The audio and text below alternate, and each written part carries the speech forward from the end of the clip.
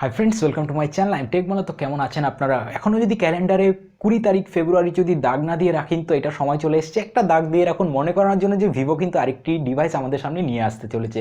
Friends, Vivo যেটা debut করেছিল লাস্টে নিজেদের পপ আপ সেলফি ক্যামেরা দিয়ে, তারপর আরেকটি ডিভাইস লঞ্চ করেছিল, সেটা হলো ভিভো V11 প্রো। ইন্ডিয়া বাংলাদেশে লঞ্চ হয়েছিল, কিন্তু ওটার কিন্তু কোনো সাকসেসার এখন পর্যন্ত আসেনি।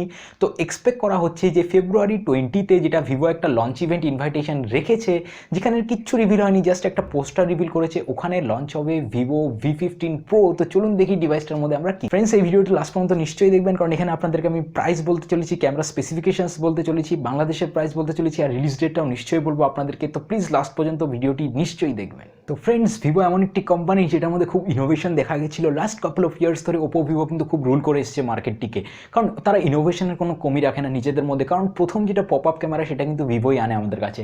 তো ফ্রেন্ডস, এই মোবাইলটির মধ্যে আপনি কিন্তু পপ আপ ক্যামেরা পাচ্ছেন। কেন কিন্তু শুধু একটা সিঙ্গেল পপ আপ ক্যামেরা দিয়ে মোবাইলটিকে ফিচার করা হয়েছে। আমি এক্সপেক্ট করেছিলাম, পার্সোনালি এক্সপেক্ট করেছিলাম যে মনে হয় কিছু ভিভো এই মোবাইলটির মধ্যে ডুয়াল জিনিস দিয়ে আনবে, একটা ডুয়াল ক্যামেরাস আনার চেষ্টা করবে, পপ আপটার সাইডে নতুন একটা কিছু জিনিস দেওয়া, নতুন টাচ দেওয়া। না, বেসিক্যালি ওটা করেনি, জাস্ট লাইন আপটাকে ফলো করে আসছে।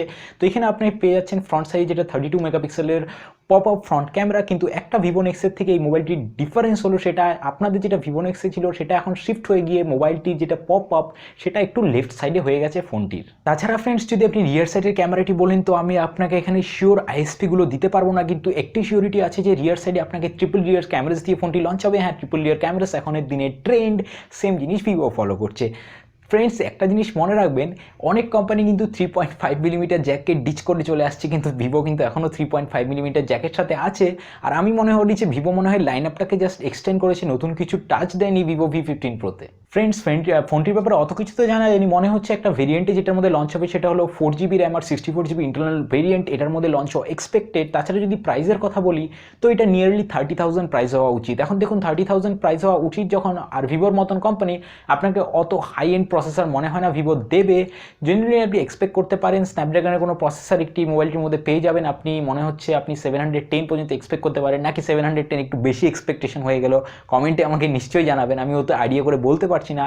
তাছাড়া যদি বেসিক্যালি বলি, আমি মোবাইলটার মধ্যে এতটুকুই পাচ্ছেন, নতুন কিছু টাচ দেওয়া হয়নি। মোবাইলটির R&D হলো নিজেদের পপ আপ ক্যামেরা, যেটা অলরেডি আমরা ভিভো নেক্সে দেখে ফেলেছিলাম। জাস্ট এটার মধ্যে বোধহয় একটু ইম্প্রোভাইজড, একটু ইম্প্রুভ ভার্সন ক্যামেরাটি আমরা দেখতে পারবো। ফ্রেন্ডস, লঞ্চ ডেটের কথা বললে এটা আপনার ফেব্রুয়ারি 20-তে একটা লঞ্চ ইভেন্ট রেখেছে ভিভো। মনে হয় ভিভো V15 প্রোয়েরই সেটা লঞ্চ ইভেন্ট, যেটাকে হবে ভিভো V11 প্রো সাকসেসর। ইন্ডিয়ার মার্কেটে এটা এন্ট্রি করে ফেলবে। আর বাকি আপনারা বলুন আমাকে কমেন্টে যে এই ফোনটির আপনাদের কি খেয়াল এই ফোনটির ব্যাপারে, আর ভিভো লঞ্চ করলে এই ফোনটি সাকসেসফুল হবে কিনা, আপনারা কিনবেন কিনা নিশ্চয়ই আমাকে কমেন্টে জানাবেন। আর এই ভিডিওটা একদম খুব শর্ট ভিডিও ছিল, সরি ফর দ্যাট। অন্য কিছু আমি অত স্পেসিফিকেশনস, জাস্ট রিউমার্সের উপর প্রচুর স্পেসিফিকেশনস, প্রচুর ভিডিওস আপনি পেয়ে যাবেন নেটে, যেগুলো রিউমার্সের উপর। আর ওগুলো রিউমার্স আমি দিতে চাই না, জাস্ট যেগুলো পেয়েছি ওটা আপনাকে বললাম। এটা জাস্ট শিওর, টোটালি আপনার শিওরিটি দিয়ে আমি বলতে পারছি না যে এটার সাথেই লঞ্চ হবে, জাস্ট এটা টোটালি একটা স্পেকুলেশনের উপরে বেসড। তাছাড়া যদি ভিডিওটি ভালো লেগে থাকে তো লাইক, শেয়ার, সাবস্ক্রাইব তো নিশ্চয়ই করবেন। আর যদি খারাপ লেগে থাকে প্লিজ ডিসলাইক করে কমেন্টে জানাবেন। দেখার জন্য অনেক অনেক ধন্যবাদ।